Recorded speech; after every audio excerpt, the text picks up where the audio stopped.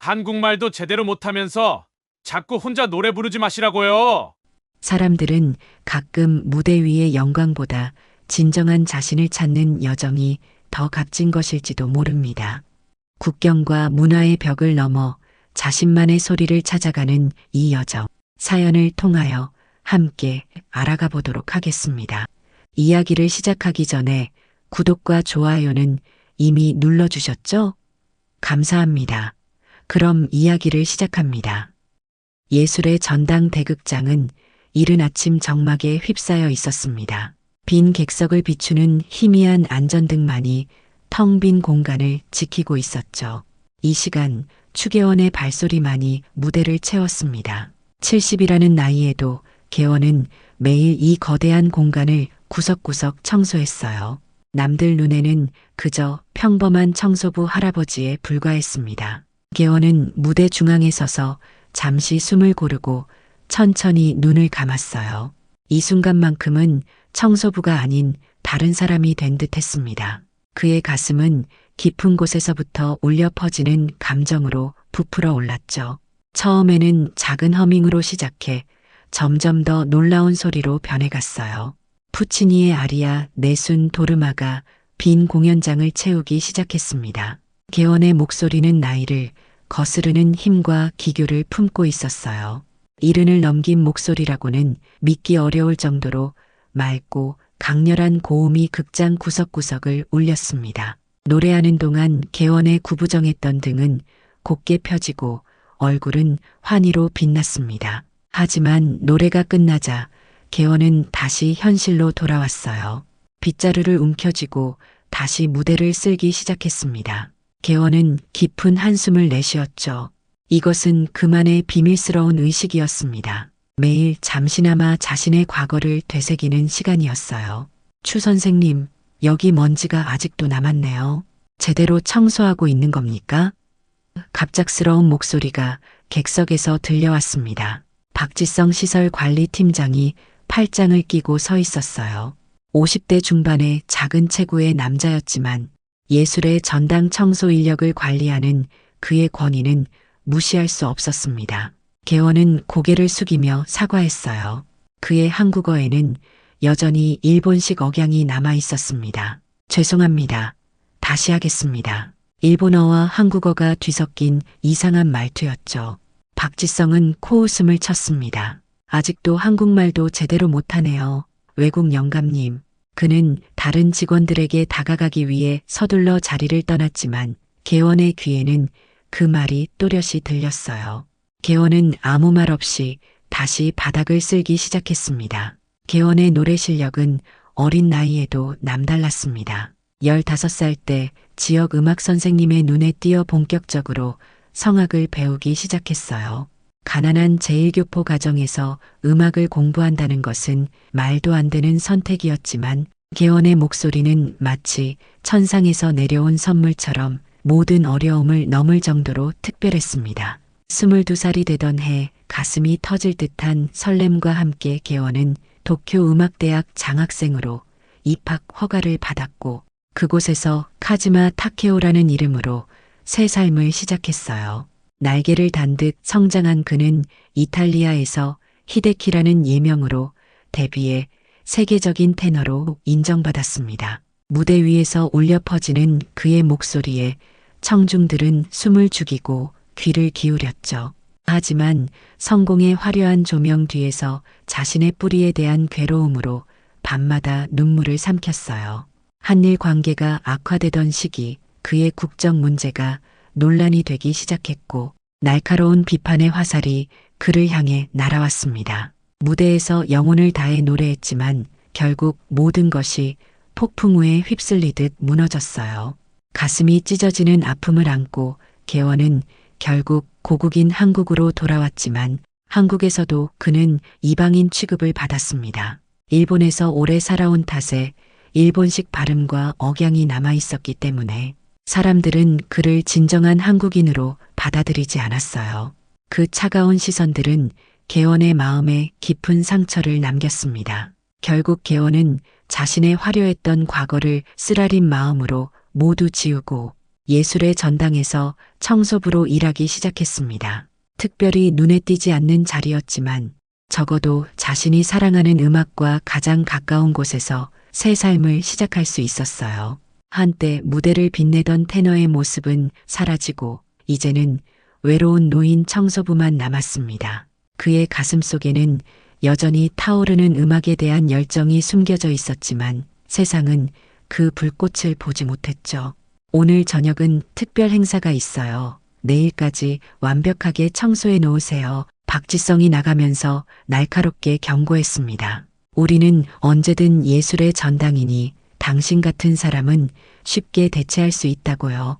그의 말은 독침처럼 개원의 가슴을 찔렀습니다. 그의 말에는 항상 개원을 다시 일본으로 돌려보내겠다는 위협적인 암시가 깔려 있었죠. 개원은 목구멍까지 차오르는 서러움을 꾹 참으며 묵묵히 청소를 마치고 도구를 정리했어요. 오늘도 그의 노래를 들은 사람은 없다고 생각하며 쓸쓸히 발걸음을 옮겼습니다. 하지만 개원은 몰랐습니다. 무대 뒤편에서 누군가가 그의 노래에 매료되어 숨죽이며 듣고 있었다는 사실을요. 무대 뒤편에서 그의 노래를 들은 사람은 서하은이었습니다. 26살의 하은은 예술의 전당에서 다음 달에 열릴 국제성악 콩쿠르를 준비하고 있었어요. 매일 밤늦게까지 연습실에서 목소리를 연마하던 하은은 아침 일찍 연습하러 온 길에 우연히 무대에서 흘러나오는 천상의 소리에 심장이 멎는 듯한 충격을 받았습니다. 하은은 귀를 의심했습니다. 세계 최고의 테너들만이 구사할 수 있는 완벽한 기교와 가슴을 울리는 감성이 담긴 목소리는 마치 시간을 초월한 듯 했어요. 하은은 그 청소부 할아버지가 무대에서 내려오는 모습을 넋을 잃고 바라보았습니다. 노래할 때의 당당하고 위험 있는 자태는 온데간데 없이 다시 구부정한 모습으로 돌아오는 개원을 보며 현실과 환상 사이에서 혼란스러웠어요. 마치 꿈속의 한 장면을 본 것 같았습니다.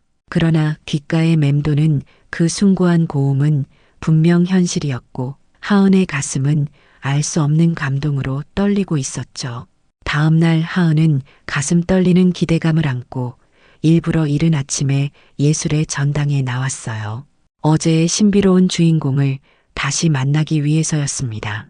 연습실 방향으로 가다가 개원이 복도를 청소하는 모습이 보였고 그 순간 하은의 심장은 빠르게 뛰기 시작했죠. 그때 마침 박지성이 나타났습니다. 그는 개원의 청소 상태를 트집 잡으며 손가락으로 여기저기를 가리키고 있었고 개원은 고개를 숙인 채 말없이 청소했어요.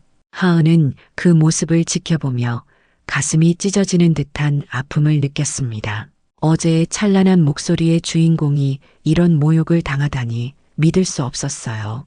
하은은 연습실에서 나비 부인의 악보를 펼쳐놓고 복잡한 생각에 잠겼습니다. 다음 달 콩쿠르에서 부를 곡이었어요. 바로 어제 그 할아버지가 불렀던 아리아와 짝을 이루는 곡이었습니다. 하지만 하은은 고음 부분에서 계속 문제를 겪고 있었고 그 벽 앞에서 좌절감에 몸서리쳤어요. 수없이 연습해도 그 높은 벽을 넘지 못했습니다. 목소리에 힘이 실리지 않았고 그 한계가 그녀를 절망의 나락으로 몰아넣었죠. 국제 콩쿠르에 참가하기 위해서는 이 문제를 반드시 해결해야 했고 어쩌면 그 신비로운 청소부 할아버지가 그녀의 구원자가 될지도 모른다는 희망의 불씨가 가슴속에서 피어오르기 시작했습니다. 하은의 꿈은 선택이 아니었습니다. 부모님은 그녀가 의대에 가길 바랐지만 하은의 가슴속에는 음악 외에 다른 것이 존재할 수 없었어요. 음악대학에 합격했을 때 부모님과 격렬한 다툼이 있었고 결국 집을 나와 홀로 서기로 결심했습니다. 성악가가 되기 위한 그녀의 꿈은 주변 사람들에게 현실성 없는 공상으로 취급받았지만 하은은 자신의 꿈을 위해 다음 달 콩쿠르에 모든 것을 걸었어요.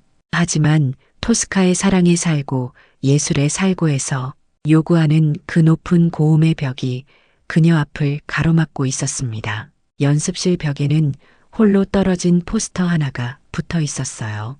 카를로 벨리니의 사진이었습니다. 특별심사위원으로 한국을 방문할 벨리니의 사진이 유일하게 그녀에게 용기를 주고 있었죠. 이탈리아의 벨리니는 특히 기교와 감성에 대해 엄격하기로 유명했고 많은 성악가들이 그의 눈에 들기 위해 노력했습니다. 하은은 연습실 창문 너머로 경기장에서 개원과 박지성이 대화하는 모습을 보았어요.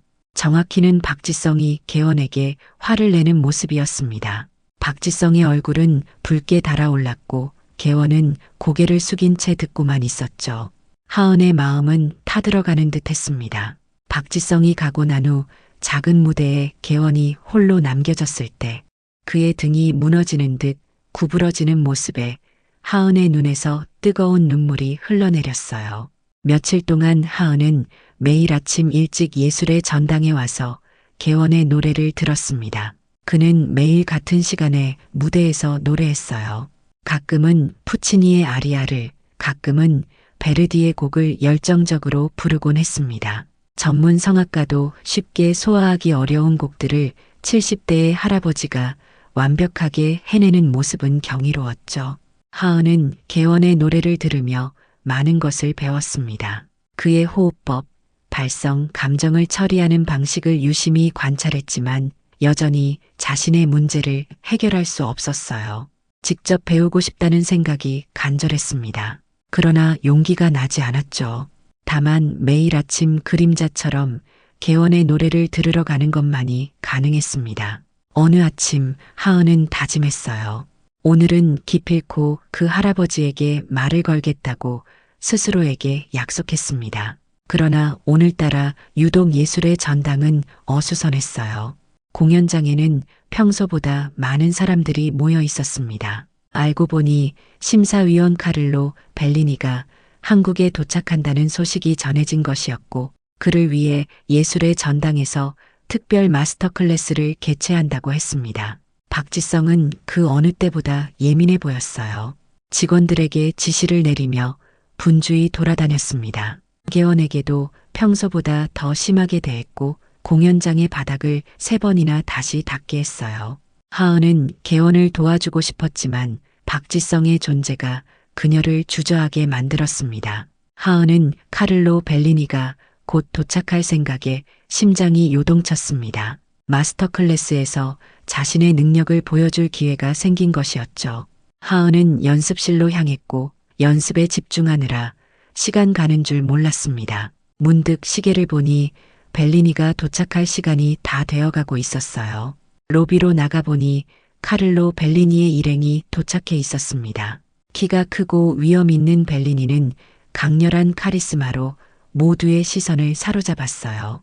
박지성은 앞장서서 그를 영접하기 위해 달려갔고 개원은 구석에서 조용히 청소하고 있었습니다. 하지만 놀랍게도 벨리니는 모두를 제치고 개원에게 다가갔어요. 모두의 의아한 시선이 그들에게 쏠렸습니다. 개원은 자신을 바라보는 벨리니의 눈빛에 당혹스러움을 감추지 못했죠. 그리고 벨리니의 입에서 나온 말은 모든 사람을 충격에 빠뜨렸습니다. 벨리니의 입에서 나온 말은 모두를 얼어붙게 만들었어요. 히데키, 정말 당신이군요. 살아있었군요. 이탈리아어와 영어가 섞인 말이었지만 주변 사람들은 모두 이해했습니다. 개원은 창백해진 얼굴로 기둥 뒤로 몸을 숨기려 했고 하은은 놀라움에 입을 다물지 못했어요. 벨리니가 청소부 할아버지를 알고 있다니 도저히 믿을 수 없는 일이었습니다. 박지성은 당혹감을 감추지 못하고 벨리니와 개원을 번갈아 바라보았어요. 무슨 일인지 설명해 주시겠습니까? 그가 벨리니에게 물었습니다. 벨리니는 여전히 개원이 떠난 방향을 응시한 채 대답했어요. 방금 본 그분은 1970년대 세계 최고의 테너 중 한 명입니다. 히데키라는 이름으로 활동했지요. 주변에 모인 사람들 사이에서 웅성거림이 일었고 박지성은 믿을 수 없다는 표정을 지었습니다. 그냥 청소부인데요. 일본에서 온 제1교포라고만 알고 있었습니다. 박지성의 목소리에는 당혹감이 가득했죠. 벨리니는 고개를 저었습니다. 아니요. 그분은 틀림없이 히데키입니다. 저와 라 스칼라에서 같이 공연한 적이 있어요. 모두가 그가 세상을 떠났다고 생각했습니다. 하은은 즉시 개원을 찾아 나섰습니다. 그가 매일 청소하는 공간들을 확인했지만 보이지 않았어요. 직감적으로 예술의 전당 뒤편 작은 공원을 살펴보니 벤치에 홀로 앉아 있는 개원을 발견했습니다. 그는 멍하니 앞을 바라보고 있었고 가까이 다가가니 개원은 고개를 돌려 하은을 바라보았어요. 그의 눈에는 말로 표현할 수 없는 깊은 슬픔이 담겨 있었습니다. 하은은 용기를 내어 개원에게 다가갔습니다. 그동안 매일 아침 그의 노래를 들었다고 고백했고 벨리니가 그를 히데키라는 세계적인 테너로 알아보았다는 사실도 전했어요. 개원의 눈에서 오랫동안 참아왔던 눈물이 한 줄기 흘러내렸습니다. 개원은 떨리는 목소리로 말했어요. 그것은 이미 지나간 일이고 지금은 그저 청소부일 뿐입니다. 하지만 하은은 그의 말을 받아들이지 않았습니다. 세계적인 테너가 왜 청소부로 살아가는지, 왜 자신의 재능을 숨기고 있는지 이해할 수 없었어요. 대화 중에 벨리니가 공원으로 들어왔습니다. 개원은 그를 보고 몸을 움츠렸지만 피할 시간이 없었어요. 벨리니는 감격에 찬 목소리로 말했습니다. 히데키, 정말로 당신이 맞군요. 우리 모두 당신이 세상을 떠났다고 생각했어요. 벨리니의 목소리에는 진심 어린 감동이 가득했습니다. 개원은 더 이상 부인할 수 없었어요. 그는 고개를 끄덕였습니다. 네, 제가 히데키입니다. 하지만 그것은 과거의 일이에요. 벨리니는 그의 옆에 앉았습니다. 왜 모든 것을 버리고 사라졌나요? 그의 질문에 개원의 눈가에 그림자가 드리워졌어요. 개원은 천천히 자신의 이야기를 들려주기 시작했습니다. 제1교포로서 정체성의 혼란을 품은 채 음악 세계에 입문한 과정, 그리고 전성기에 이르렀을 때 겪었던 국적 논란에 관한 가슴 아픈 이야기였어요. 벨리니와 하은은 놀라움과 안타까움으로 그의 이야기를 들었습니다. 개원이 겪었던 고통은 상상을 초월했어요. 벨리니는 진심 어린 목소리로 말했습니다. 당신의 재능은 국적과 인종을 초월하는 것이었습니다. 세상은 당신과 같은 예술가를 잃어서는 안 됩니다. 그때 박지성이 그들에게 다가왔어요. 그의 얼굴에는 믿을 수 없다는 표정이 여전했습니다. 하지만 이제 그의 태도는 완전히 달라져 있었죠. 추 선생님이 정말 그 유명한 히데키였습니까? 그의 목소리에는 의심과 경외감이 뒤섞여 있었습니다. 벨리니가 단호하게 대답했어요. 그는 내가 만난 가장 위대한 테너 중 한 분입니다. 그 말에 박지성은 얼굴이 붉어졌고 그동안 개원을 어떻게 대했는지 생각하니 부끄러움이 밀려왔습니다. 그는 고개를 숙이고 공손한 태도로 말했어요. 죄송합니다. 몰랐습니다. 정말 영광입니다. 개원은 무표정한 얼굴로 그를 바라보았습니다. 이제 달라진 태도가 그에게 큰 의미가 없어 보였어요. 벨리니는 개원의 손을 잡고 간곡히 부탁했습니다. 제발 다시 노래해 주세요. 당신의 음악을 세상이 다시 들어야 합니다. 개원의 얼굴에 복잡한 감정이 스쳐 지나갔고 오랫동안 억눌러온 음악에 대한 열정이 다시 피어오르는 것을 느꼈어요. 그의 눈에서 작은 불꽃이 타오르기 시작했습니다. 다시 한번 음악을 통해 자신의 정체성을 찾을 수 있을지도 모른다는 희망이 가슴 깊은 곳에서 솟아올랐어요. 며칠 후 하은은 용기를 내어 다시 개원을 찾아갔습니다. 그가 청소를 마치고 휴게실에 앉아 있을 때였어요. 하은은 토스카의 악보를 들고 떨리는 목소리로 말했습니다. 선생님, 제발 도와주세요. 콩쿠르가 얼마 남지 않았는데 아직도 이 곡의 고음 부분을 해결하지 못했어요. 간절한 눈빛으로 개원을 바라보는 하은의 모습에 개원은 한동안 침묵했습니다. 개원은 고개를 저으며 대답했어요. 난 이제 가르치는 일은 하지 않습니다. 하지만 하은은 포기하지 않았습니다. 매일같이 그를 찾아와 도움을 청했고 자신의 연습 과정을 보여주며 조언을 구했어요. 그녀의 진심 어린 열정에 개원의 마음은 조금씩 흔들리기 시작했습니다. 결국 어느 날 개원은 하은의 노래를 들어주기로 했어요. 예술의 전당 빈 연습실에서 하은이 토스카의 아리아를 부르기 시작했습니다. 그녀의 목소리는 아름다웠지만 고음에 이르러 불안정해졌고 힘이 빠졌어요.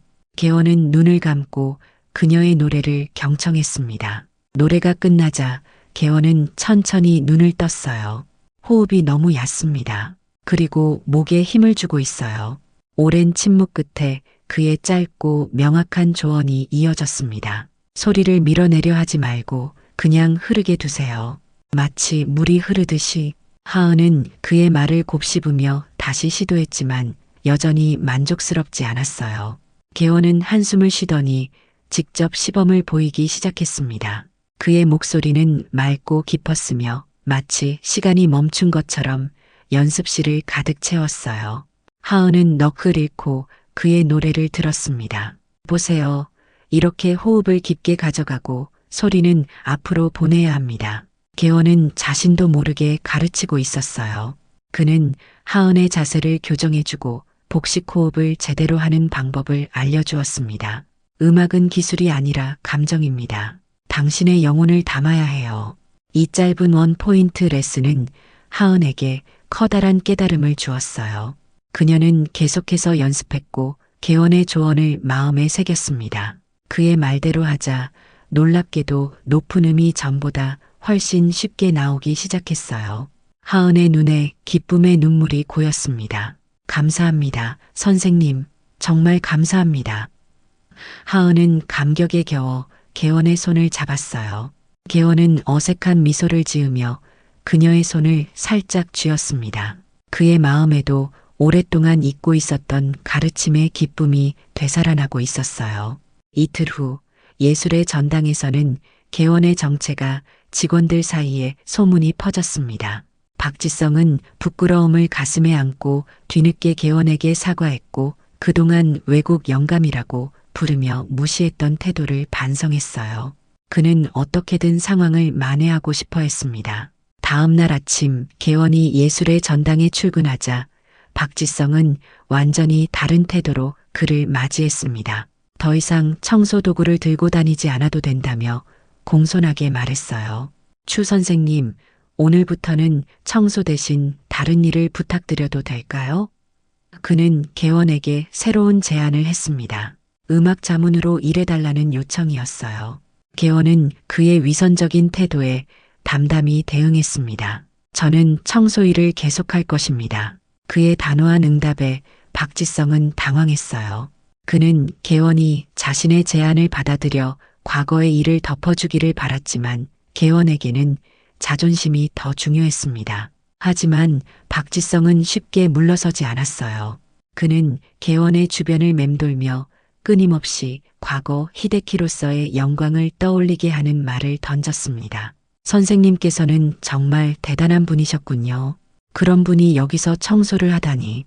박지성의 말에는 진심보다는 계산된 아첨이 묻어났어요. 개원의 명성을 이용해 자신의 입지를 높이려는 속셈이 엿보였습니다. 어느 날 박지성은 개원의 동의 없이 기자들을 데려왔어요. 이분이 바로 전설적인 테너 히데키입니다. 박지성이 우쭐대며 소개했습니다. 개원은 당황했고 불편한 기색이 역력했습니다. 그는 아직 대중적인 관심을 받을 준비가 되어 있지 않았어요. 잠시 호흡이 가빠지고 현기증이 몰려왔습니다. 하은이 재빨리 다가와 그를 부축했어요. 괜찮으세요, 선생님? 개원은 심호흡을 하며 진정하려 노력했고 하은의 도움으로 간신히 자리를 피했습니다. 박지성은 기자들 앞에서 마치 자신이 개원을 발굴해낸 것처럼 이야기했어요. 우리 예술의 전당은 항상 숨겨진 인재를 알아봅니다. 추 선생님의 가치를 처음부터 알아보고 모셨죠. 그의 말은 완전한 거짓이었고 이를 들은 일부 직원들은 불편한 시선을 교환했습니다. 개원은 이런 상황에 분노하기보다는 평온함을 유지했어요. 오랜 세월 동안 쌓아온 내면의 평화가 그를 지탱했습니다. 그는 자신의 가치가 다른 사람의 인정이나 칭찬에 달려있지 않다는 것을 알고 있었어요. 박지성의 치졸한 행동은 그에게 그저 인생의 또 다른 작은 파도에 불과했습니다. 하은은 개원의 이런 모습에 더욱 깊은 존경심을 느꼈어요. 그녀는 계속해서 그에게 조언을 구했고 콩쿠르 준비에 매진했습니다. 개원은 직접적인 가르침은 꺼렸지만 가끔씩 짧은 조언을 건네며 하은의 성장을 돕고 있었어요. 소리를 만들려 하지 말고 소리가 나오게 하세요. 당신의 몸은 이미 알고 있습니다. 벨리니는 개원에 깊은 관심을 갖게 되었어요. 그는 개원의 지인들을 수소문하고 그의 과거 공연 영상과 인터뷰 자료를 수집하기 시작했습니다. 세계 곳곳에 잊혀진 테너의 존재를 다시 알리고 싶었어요. 그러나 개원은 아직 스포트라이트를 받을 준비가 되어 있지 않았습니다. 벨리니의 마스터 클래스가 열리던 날 하은은 긴장으로 온몸이 떨렸어요. 이전 공연의 실패를 만회하고 싶은 간절함이 그녀를 압박했습니다. 그녀는 개원이 알려준 대로 깊은 호흡을 가다듬고 노래를 시작했습니다. 처음부터 그녀의 목소리는 이전과 달랐어요. 안정되고 풍부한 울림이 연습실을 채웠습니다. 고음 부분에 이르자 하은은 개원이 가르쳐준 대로 몸을 열고 소리가 자연스럽게 흐르도록 했어요. 그녀의 목소리에서 더 이상 힘이 들어간 흔적은 찾아볼 수 없었습니다. 벨리니의 눈이 커졌고 그는 감탄의 표정을 감추지 못했어요. 마스터 클래스가 끝나고 벨리니는 하은을 불러 세웠습니다. 누구에게 레슨을 받고 있나요? 완전히 달라졌어요. 하은은 개원에게 배웠다고 솔직하게 말했고 벨리니는 만족스러운 미소를 지었어요. 역시 그렇군요. 그의 손길이 느껴집니다. 벨리니는 개원과 하은의 만남이 기적과도 같은 일이라고 생각했습니다. 잊혀진 테너의 예술혼이 젊은 성악가를 통해 다시 꼽히게 된 것이었어요. 그러나 벨리니는 개원의 건강이 좋지 않다는 것을 눈치챘습니다. 청소를 하는 동안 개원이 종종 숨을 고르기 위해 멈추는 모습, 얼굴이 창백해지는 순간들이 그의 눈에 들어왔어요. 벨리니는 하은에게 이 사실을 말했고 하은도 이미 개원의 건강이 좋지 않다는 것을 알고 있었습니다. 두 사람은 개원이 다시 한번 무대에 설 수 있도록 돕기로 결심했어요. 그것이 그에게 줄 수 있는 마지막 선물이 될지도 모른다는 생각이 들었습니다. 시간이 지날수록 개원의 건강은 눈에 띄게 나빠졌어요. 어느 날 청소 중에 개원이 갑자기 숨을 고르지 못하고 휘청거리는 모습을 발견한 하은은 놀라서 달려갔습니다. 선생님, 병원에 가보셔야 해요. 하은의 걱정에 개원은 미소로 답했습니다. 괜찮습니다. 이 정도는 견딜만해요. 개원은 자신이 오래 살지 못할 것이라는 사실을 어렴풋이 알고 있었어요. 성대 결절뿐만 아니라 폐 질환도 그가 무대를 떠난 이유 중 하나였습니다. 하지만 최근 들어 상태가 더욱 악화되고 있었고 숨쉬기조차 힘들어졌습니다. 그럼에도 불구하고 개원은 노래를 통해 자신의 영혼을 자유롭게 표현하는 시간만큼은 행복했어요. 처음에 개원은 하은과 벨리니의 걱정에도 불구하고 병원에 가는 것을 거부했습니다. 그는 오랫동안 자신의 건강을 돌보지 않았어요. 하지만 하은과 벨리니의 진심 어린 설득에 마음이 움직여 결국 진찰을 받기로 했습니다. 검사 결과 놀랍게도 개원의 상태는 생각보다 심각하지 않았어요. 적절한 치료와 관리로 충분히 호전될 수 있다는 의사의 말에 모두가 안도했습니다. 의사는 개원에게 규칙적인 호흡 운동과 약물 치료를 권했어요. 특히 노래하는 것이 호흡 능력 강화에 도움이 된다는 말에 하은과 벨리니는 기뻐했습니다. 이제 개원이 다시 노래할 수 있다는 것, 그리고 그의 건강이 점점 좋아질 수 있다는 희망이 생겼어요.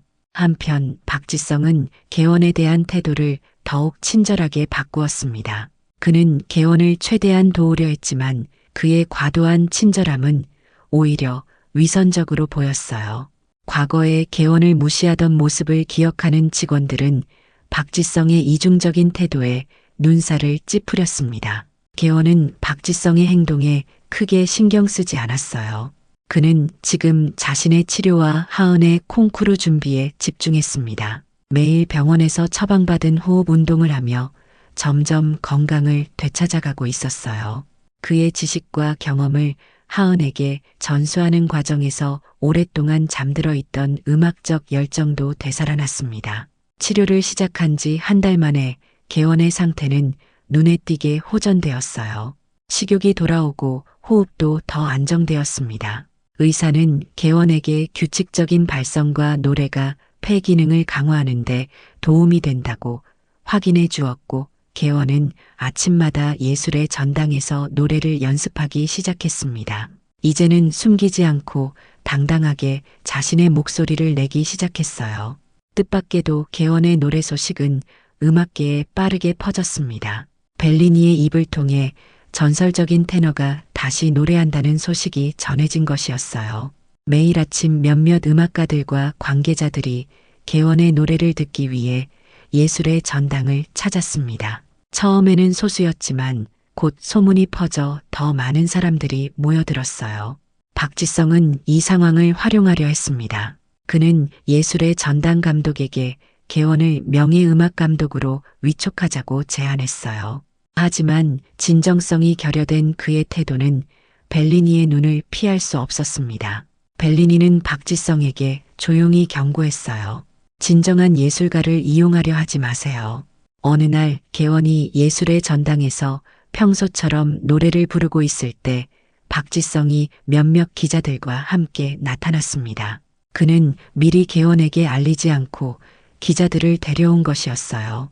이분이 바로 전설적인 테너 히데키입니다. 박지성이 우쭐대며 소개했습니다. 개원은 당황했지만 이번에는 지난번과 달리 침착함을 유지했습니다.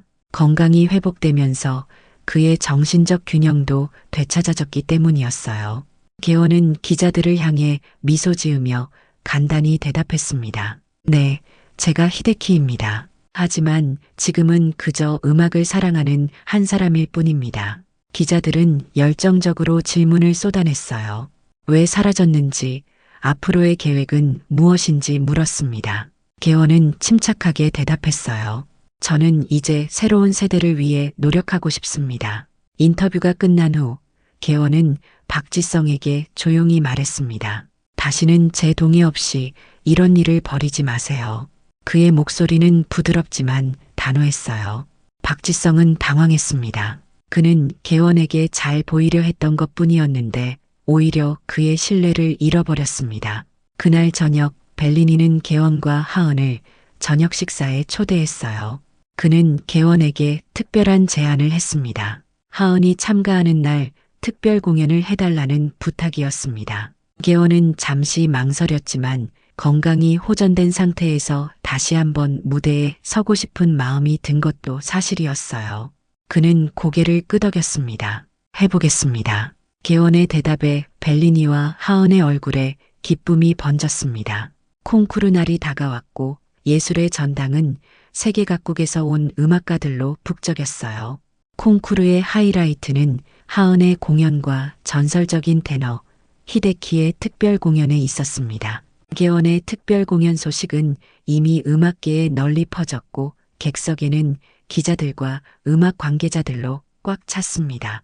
박지성은 분주히 사람들을 맞이하며 행사를 진행했어요.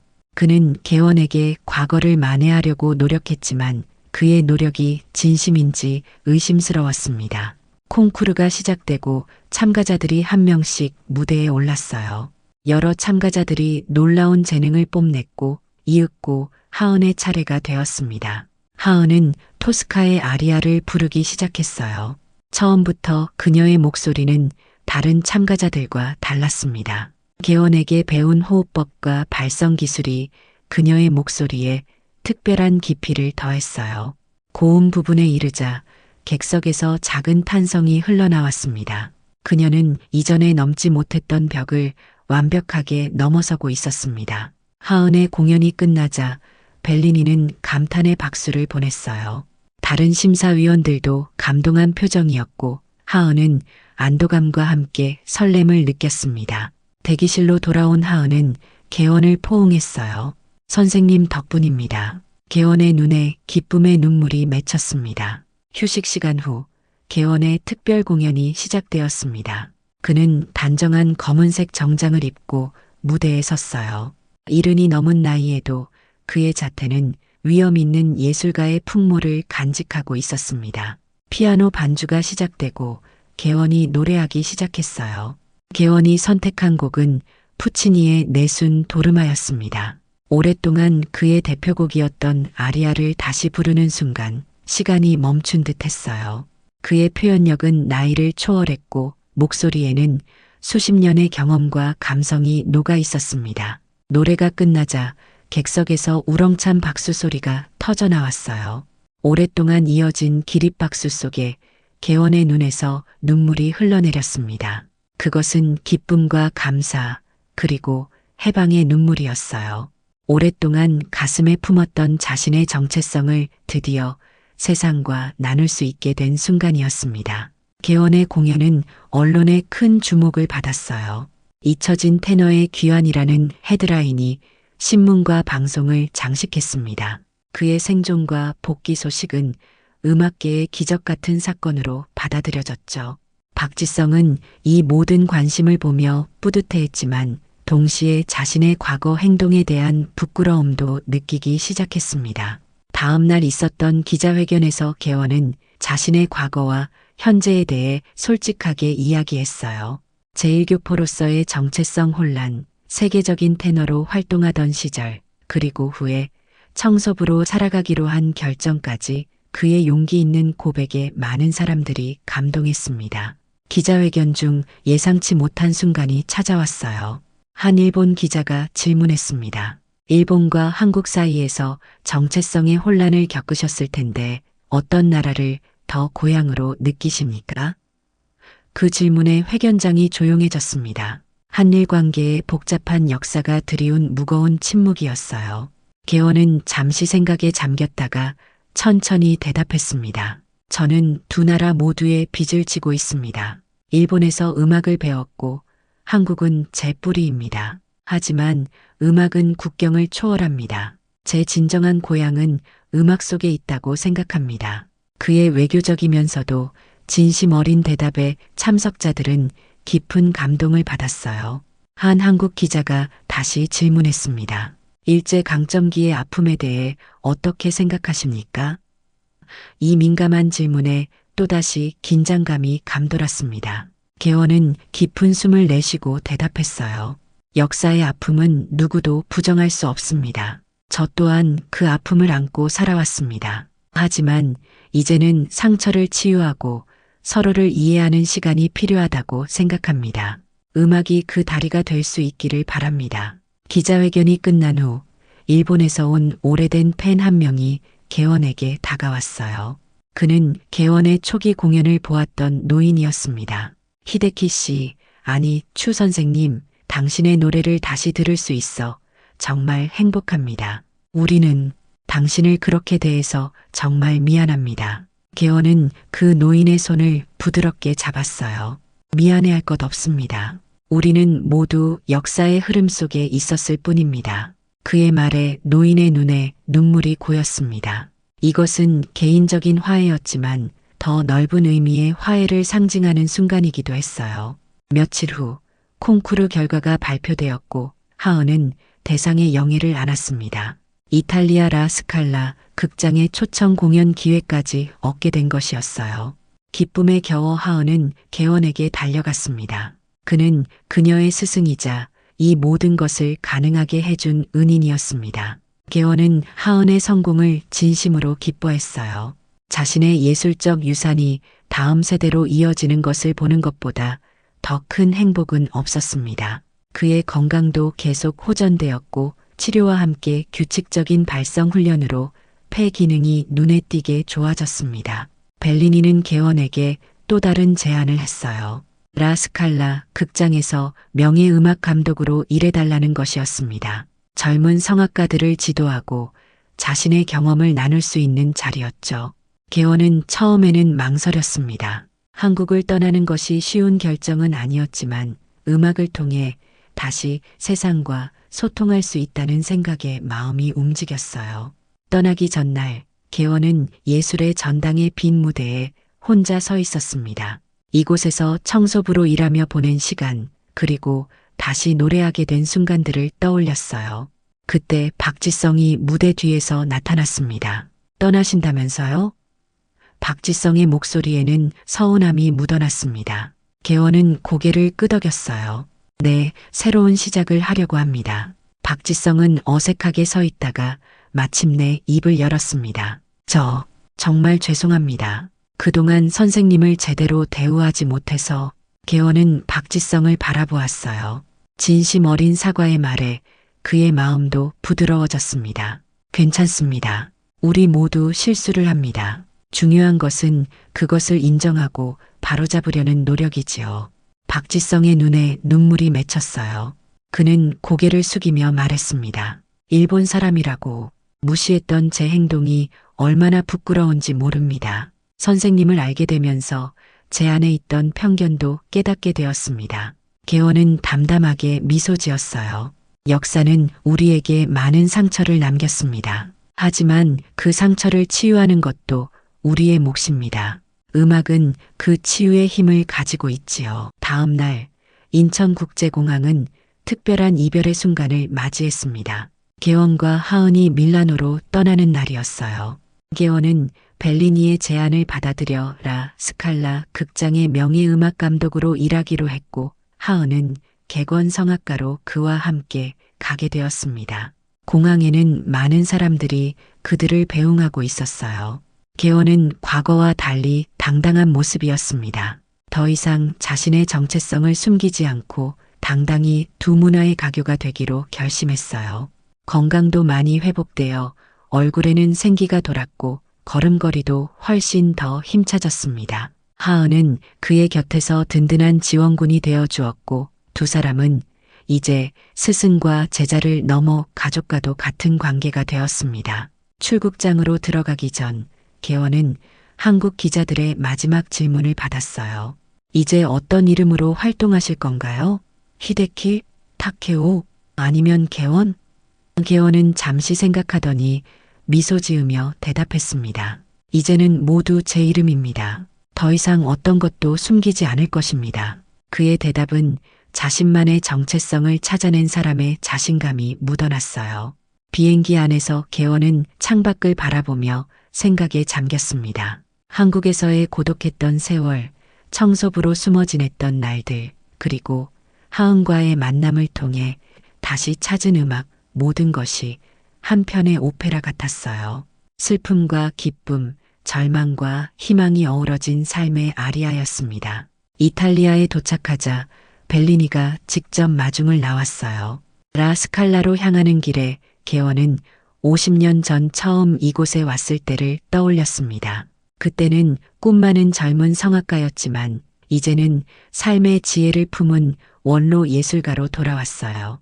개원의 이야기는 책으로 출간되어 큰 관심을 받았습니다. 경계를 넘어선 노래라는 제목의 이 책은 정체성과 예술, 화해와 용서에 관한 이야기로 많은 이들에게 감동과 교훈을 주었어요.